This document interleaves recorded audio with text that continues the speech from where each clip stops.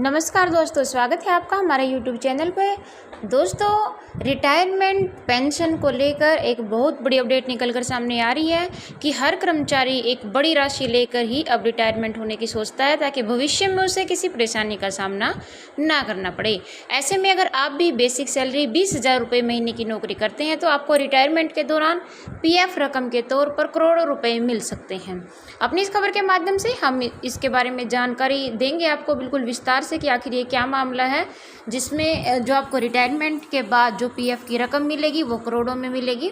तो उससे पहले आपसे रिक्वेस्ट है कि अगर आपने अभी तक हमारे चैनल को सब्सक्राइब नहीं किया है तो प्लीज़ जल्दी से जल्दी चैनल को सब्सक्राइब कीजिए और बेल आइकन को प्रेस करना ना भूलें ताकि हर अपडेट आपको सबसे पहले पहुंचे। तो चलिए बिना समय गंवाए बढ़ते हैं अपनी वीडियो में आगे और बात करते हैं इस नई अपडेट की। तो दोस्तों, अगर आप नौकरी करते हैं और कर्मचारी भविष्य निधि संगठन यानी कि EPFO में PF खाता आपने अपना खुलवा रखा है तो यह खबर आपके बहुत ही काम की है। जी हाँ, भविष्य को सुरक्षित रखने के लिए लोग अलग अलग जगहों पर निवेश करते हैं ताकि उनका रिटायरमेंट के बाद की जो ज़िंदगी है वो आराम से बीत सके। वहीं अलग से निवेश अगर आप नहीं करते हैं तो EPF आपके बहुत अधिक काम आ सकता है। कर्मचारी भविष्य निधि संगठन अपने खाताधारकों को एक अवसर देता है जिसके माध्यम से यदि वे अपने वेतन का कुछ हिस्सा EPF में निवेश करते हैं तो आपको सेवानिवृत्ति के समय पर्याप्त राशि मिल सकती है। अब हम आपको बताते हैं कि अगर आपकी बेसिक सैलरी 20,000 रुपये है, अगर आपकी बेसिक सैलरी 20,000 रुपये भी है और 25 साल की उम्र से 24% का EPF आप कटवा रहे हैं तो उसके हिसाब से हर महीने आपको 4,800 रुपये का निवेश किया जाएगा आपकी तरफ से। अगर आप ऐसा लगातार 25 साल तक करते हैं तो रिटायरमेंट पर आपको 2,79,00,000 रुपये की बड़ी राशि का फंड आपको मिलेगा। जी हाँ, अगर आप महीने के हिसाब से अगर आप देखो कि अगर अपनी सैलरी का 24% आप EPF कटवाते हो तो आपको रिटायरमेंट के बाद 2,79,00,000 रुपये का फंड मिल सकता है। अब हम आपको बताते हैं कि आखिर जो ये रिटायरमेंट फंड है ये आपका तैयार कैसे होगा। तो इस जानकारी के लिए हम आपको थोड़ा सा स्क्रीन पे दिखाते हैं कि EPF में निवेश करने पर फिलहाल जो 8.1% की दर से ब्याज है वो दिया जाता है।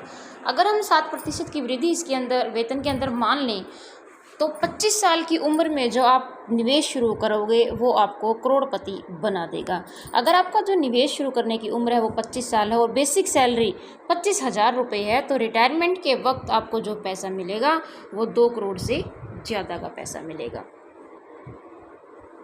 तो दोस्तों, अगर आप अपनी 30 साल की उम्र के हिसाब से अगर आप देखते हो, अगर किसी कर्मचारी की उम्र जो है वो 30 साल है और उसकी सैलरी 28,051 रुपये है तो रिटायरमेंट के वक्त उनको जो टोटल राशि मिलेगी वो होगी 2,30,00,000 रुपये। और अगर 35 साल की उम्र में जब आपकी सैलरी 39,343 रुपये होती है तो उसके हिसाब से रिटायरमेंट के वक्त आपको 1,85,00,000 रुपये मिलेंगे। अब हम बात करते हैं कि अगर आप 40 साल की उम्र में निवेश करना शुरू करते हो तो उससे आपकी जो रिटायरमेंट के बाद की राशि है उसके ऊपर क्या फ़र्क पड़ेगा। तो हम आपको बता दें कि अगर आप 40 साल की उम्र में भी निवेश करना स्टार्ट करते हो तो आपकी 55,181 रुपये यानी कि जो आपकी मासिक सैलरी है वो अगर 55,181 रुपये है तो आपको 1,42,00,000 रुपये आपके रिटायरमेंट के बाद मिलेंगे। अगर इसी हिसाब से अगर हम 45 साल की उम्र में अगर बेसिक सैलरी 77,394 रुपये है तो आपको 1,03,00,000 रुपये मिलेंगे। और अगर आप 50 साल की उम्र में भी इसमें निवेश करना स्टार्ट करते हो तो रिटायरमेंट के वक्त आपको 66.44 लाख रुपये मिलेंगे यानी कि 66 लाख 66.5 लाख रुपये आपको 50 साल की उम्र में अगर आप शुरू करते हो तो भी आपको मिलेंगे। लेकिन दोस्तों, इसके लिए आपको कुछ बातों का बहुत ज़रूरी ध्यान रखना है। वो क्या है हम आपको बताते हैं। सबसे पहली बात तो ये है कि EPF से पैसा आपको तब तक नहीं निकलवाना है जब तक कि कोई बहुत ज़रूरी काम या फिर इमरजेंसी ना हो, क्योंकि अगर आप पैसे उससे निकाल लोगे तो बुढ़ापे के लिए आपकी जो बचत है वो कम रह जाएगी। और दूसरी, अगर आप 30 साल की उम्र में PF खाते से 1,00,000 रुपये निकालते हैं तो 60 साल की उम्र में रिटायरमेंट फंड से आपके 11,55,000 रुपये कम हो जाएंगे।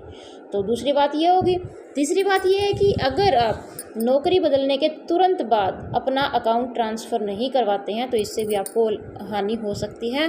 तो आपको नौकरी बदलने के बाद ही अपना तुरंत के तुरंत जो पुराना अकाउंट ट्रांसफ़र है वो करवाएं। पीएफ खाता जितना पुराना होगा उतना ही अधिक आपको लाभ मिलेगा। इन केस आपका जो ट्रांसफ़र है वो नहीं हो पाता है तो उस केस में जो खाते पर ब्याज तो लगेगा, लेकिन पुराने खाते पर 3 साल बाद ब्याज लगना बंद हो जाएगा, क्योंकि यूएएन के ज़रिए आप आसानी से जो ईपीएफ है वो उसको ट्रांसफ़र कर सकते हैं। तो दोस्तों, वीडियो को लास्ट तक देखने के लिए धन्यवाद। अपनी इस वीडियो के माध्यम से हमने आपको अगर आपकी बेसिक सैलरी कम भी है उसके हिसाब से भी जो ईपीएफओ है उसके जो रिटायरमेंट के टाइम पे आपको कैसे जो कितनी राशि है वो मिल सकती है उसके बारे में हमने विस्तार से बताया है। तो अगर आपको दी गई जानकारी उपयोगी लगी हो तो प्लीज़ चैनल को सब्सक्राइब करना ना भूलें और हाँ, वीडियो को एक लाइक ज़रूर करना, क्योंकि आपका लाइक हमारे लिए बहुत महत्व रखता है, इससे हमें प्रोत्साहन मिलता है। और हम अगली वीडियो में हम फिर से मिलते हैं ऐसे ही किसी अन्य अपडेट के साथ।